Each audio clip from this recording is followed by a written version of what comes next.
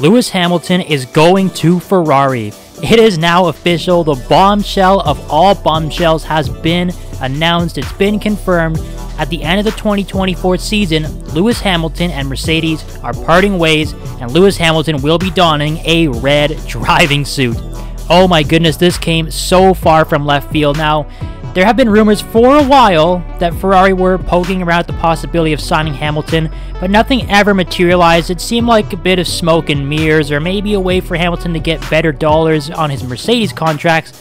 But now, all of a sudden, out of nowhere, the rumors started swirling that the deal was already accepted, and then hours later, Ferrari themselves made the announcement, and Mercedes did confirm that Lewis Hamilton was on his way out at the end of the 2024 season. So we do know that Lewis actually put pen to paper and signed on the dotted line towards the end of January, confirming that he was going to leave, and then informed his Mercedes team, Toto Wolff, and everyone else that he was in fact going to be parting ways. Mercedes then subsequently called a meeting with their personnel and informed them that Hamilton was out the door. This brings to an end the most successful driver and team pairing in the history of Formula 1. Of course, Lewis Hamilton made a shock move to Mercedes from McLaren back in 2013, and at the time, that was seen as totally crazy. McLaren was a front-running team. Mercedes were just trying to find their legs and were still sorting things out. So it is a bit bizarre that a world champion would leave a big team to go to a startup team. Now, obviously, that is not really the case in this situation, but if you look at the performance index, Mercedes has generally been well ahead of Ferrari over the last decade. It might have changed a bit in recent times, but this is still a bit of a shocking exit for a man who won 6 championships with Mercedes in a span of 10 years. Now, if we go back in history a little bit, a few years ago, Lewis Hamilton did drop some hints and some indications that he would be excited to drive for Ferrari at some point in the future. Now, if you go back to Sebastian Vettel's comments from years ago, he said that everybody is a Ferrari fan, even if they are not. So you could have maybe not taken Hamilton's words seriously, but now we understand he was very serious after all. He's very excited driving for Ferrari, and the prospect of winning a championship with them is huge.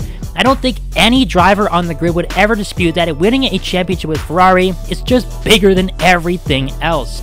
Now, Ferrari chairman John Elkann did approach Lewis Hamilton multiple times over the span of the last year or so. His first approach was not successful. There was a bit of chit-chat between the two camps, but ultimately Hamilton decided not to go with him and re-sign with Mercedes. But this time around, Elkann's proposal was successful with a multi-year deal.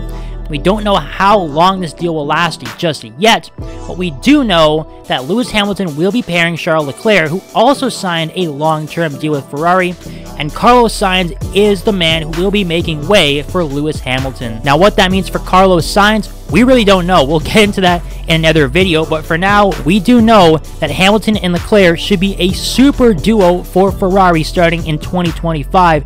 And this is a pairing that is really going to give Red Bull a solid run for their money and challenge for the World Championship. Ferrari have been the butt end of jokes for a long time now with just terrible strategies, bad engineering, a lot of mechanical issues, just sort of falling short of the mark. Of course, they have produced some good cars over the last few years. They just can't seem to put the rest of the pieces together and get the job done.